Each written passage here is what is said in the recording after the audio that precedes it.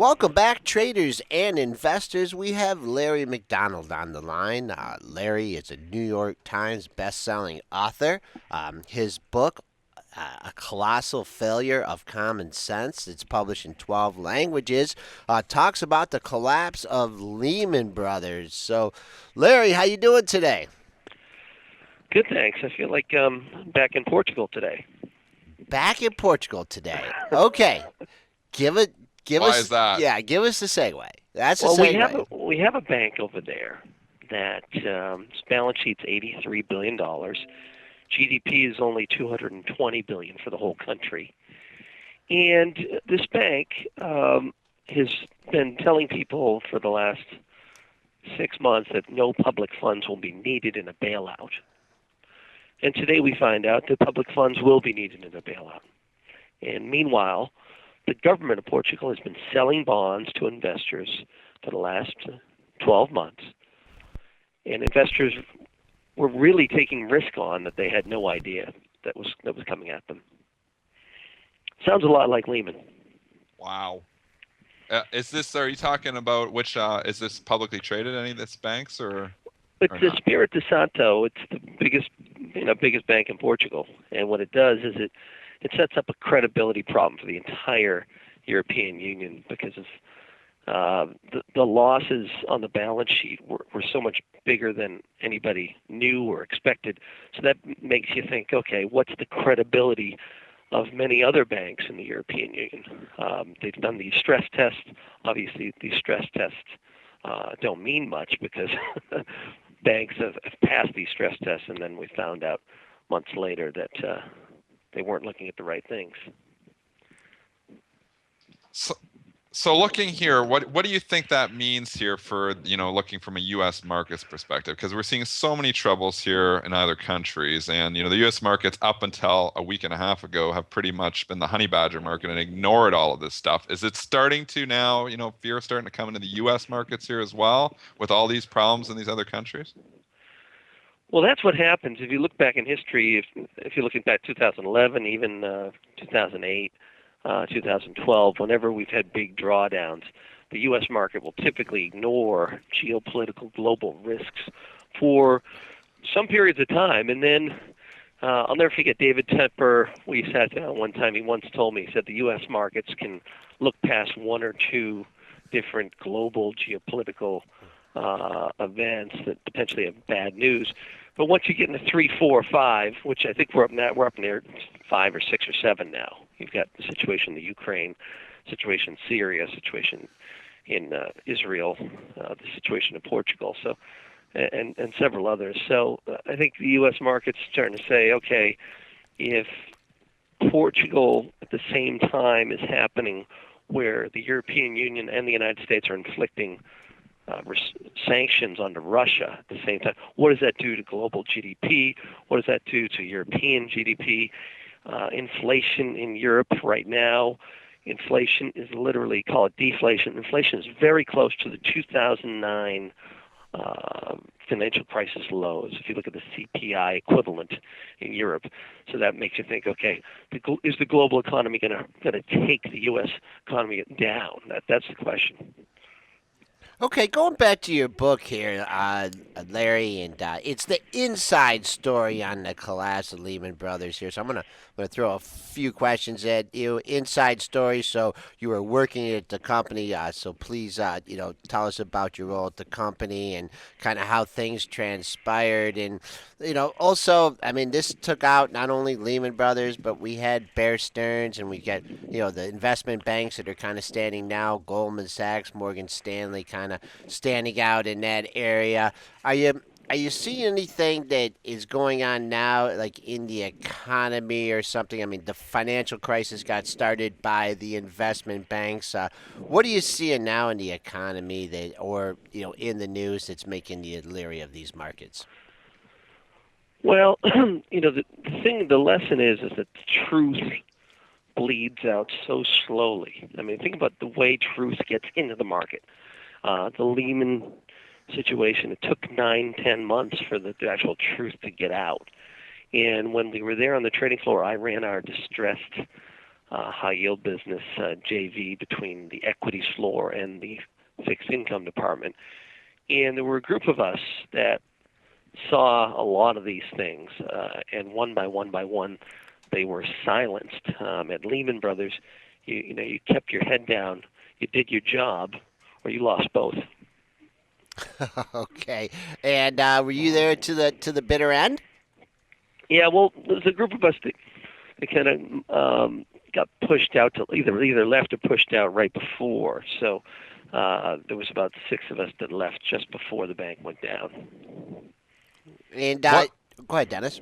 No, I was just gonna say. So what was that like? Being, what was it like it being in there?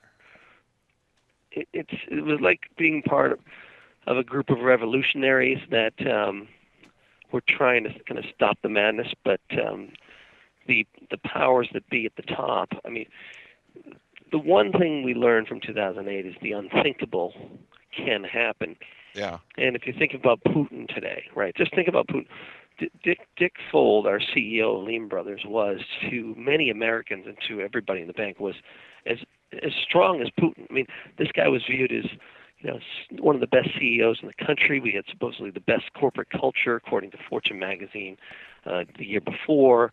And I mean, you're talking about like just a remarkably respected institution that in 12 months later just goes into flames. And I think the lesson there is the unthinkable can happen. And look at what's happening in Russia. Mr. Putin is losing control of some of his oligarchs. And to us right now, I'm sure if you asked any one of the investors you speak to on a regular basis, probably 10 out of 10, 100 out of 100, if you said, can there be a coup d'etat? In other words, a takeout of Putin? And anybody that you would ask that question would say that's impossible, right? But it's becoming more and more reasonably possible. Wow, Well, I mean, I can't even think about the implications on the markets if something like that happens. Oh, that would be. Well, I think what's going to happen though is his position's been weakened because of this plane being shot down. He looks bad in the global eye, and he's losing control of his oligarchs. Now, he's essentially a 21st century czar, and his oligarchs are lesser lords. They're his princes, and he is inflicting so much financial pain into his princes that we've spoken to and referenced different people in intelligence community around the world. It's very clear he's losing control of some of these people. So I think what he'll do is a classic Putin power move is he will fully invade the Ukraine. And under those conditions, it will weaken his opponents.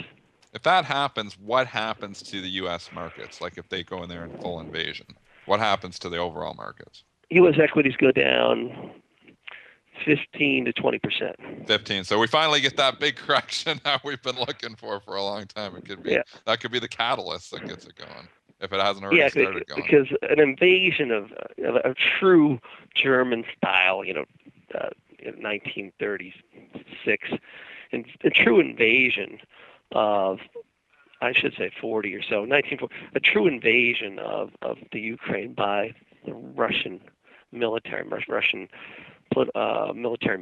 will create all kinds, because the sanctions that are put forth so far by the European Union and the United States are going to look like cream pie. Now, how are you positioning your portfolio, in the event that this could potentially happen? What are you doing out there, Larry? Are you short in stocks? Well, we put notes out to clients, and we have this in writing maybe on July 21st, that we were the most bearish that we've been in quite some time. And I think what you do is you look at things and situations that will benefit from volatility. So there's a lot of ways to get long volatility. One of the things we saw last Wednesday before the pullback is watch the front month volatility versus the outer months. So it's what's called backwardation. When you see a creeping backwardation volatility, that's a sign that people, hedge funds, asset managers want to pay up for that front month's protection. And so the ways to benefit is as there's no crash that typically, besides '87, even the '87 crash, you had tremors before it. But this event will probably have many rallies, and so I think if volatility, if the VIX gets down to 11, 12 again, even 13, you want to be a buyer of it. And then you want to look at natural gas. Natural gas, the United States potentially will become an exporter of natural gas next year if the Republicans take the Congress. And if Russia, it doesn't pay, that screws up the whole Europeans' natural gas situation. About 40% of Europe's natural gas comes from Russia. So natural gas prices could be a big winner. And Larry, you also you run a site, convertbond.com. Can you tell us about the content on the site and the information you provide? Well, thanks for mentioning that. But essentially, ConvertBond. When I was a young man, we sold ConvertBond.com to Morgan Stanley. But my site now is lawrencegmcdonald.com. lawrencegmcdonald.com. We've done we've done 64 speeches now in 16 countries on kind of global macro systemic risk. We've worked with companies like IBM, National Bank of Abu Dhabi. So the website goes into our speaking tour, it goes into the book, and it goes into our client updates. That's once again lawrencegmcdonald.com. Okay, all right. Sorry about that. So No problem. okay, so overall, I mean, you're positioning yourself for this. I mean, it just to me though, it just seems like all these shoes are dropping. With Russia, what's going on with Israel, what's going on in Argentina, but it just, I mean, it just doesn't seem. I mean, it just seems like the buy the dippers and the mentality of the market is just. It's just so strong that I mean, it's like a war. I mean, it's amazing the way this market's been so resilient. Is it just because there's nowhere else for people to put their money? You're right, and all the great tops are like that, where it takes so much.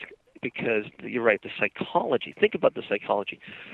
You'd have to do the math. But something like 20 dips in the market since Lehman have been buys, and I mean substantial dips, more than 3-4%. And this year we had a 6% drop in February. That was a screaming buy. Last October we had a 5-6% drop on the government shutdown. And then back in last May, we had a drop when Bernanke did the paper bomb. So you've had all these drops, and they've all been buys. So that's why it's not going to happen all at once. There will be the bulls will fight this thing. They will fight. This is going to be a bull-bear battleground. But I think you watch the risk indicators, and if they keep increasing. And we have a list of, we created an index of our 21 Lehman systemic risk indicators. And if you watch them, that'll give you really clues as to if this gets more serious or not. We've been talking about on the show here for about the last week and a half. It's the feel like the sentiment has kind of shifted here, just for the first time in a while. Where at the beginning of the earnings season, they were buying the stocks on okay earnings. Even if they missed earnings, sometimes they were buying them if they still had good guidance. They were looking for excuses to buy them. Now it seems a bit different as we come to words the middle to the back half of the earnings season here. We're noticing a lot of stocks report great quarters, and they turn around and they actually start selling them off. It's like a whole sentiment shift. And even like Coors this morning, they bought the stock up in the pre-market all the way up to $95. It's turned around hard here in the pre-market. Is actually now Michael Coors is now actually trading red here. And we're starting to see this as the theme here. Do you think, that are you feeling the same thing? Are you feeling like the sentiment has kind of shifted here in the last week or two? It's an interesting point because I was looking at maybe 2-3 weeks ago in the Dow. So if you look at all the Dow stocks, and we did a tweet about this, our handle's ConvertBond, but we looked at the Dow stocks, and you're right, even before the geopolitical risk really picked up in terms of Argentina, Russia, this was maybe 2 weeks ago, a week and a half ago. A lot of the Dow stocks were underperforming, even on decent to good earnings. And you're right, David Einhorn has brilliantly pointed out, and I really respect David Einhorn and Greenlight Capital, but his point in some of his letters is to lower and beat. So companies have been lowering expectations and then beating them.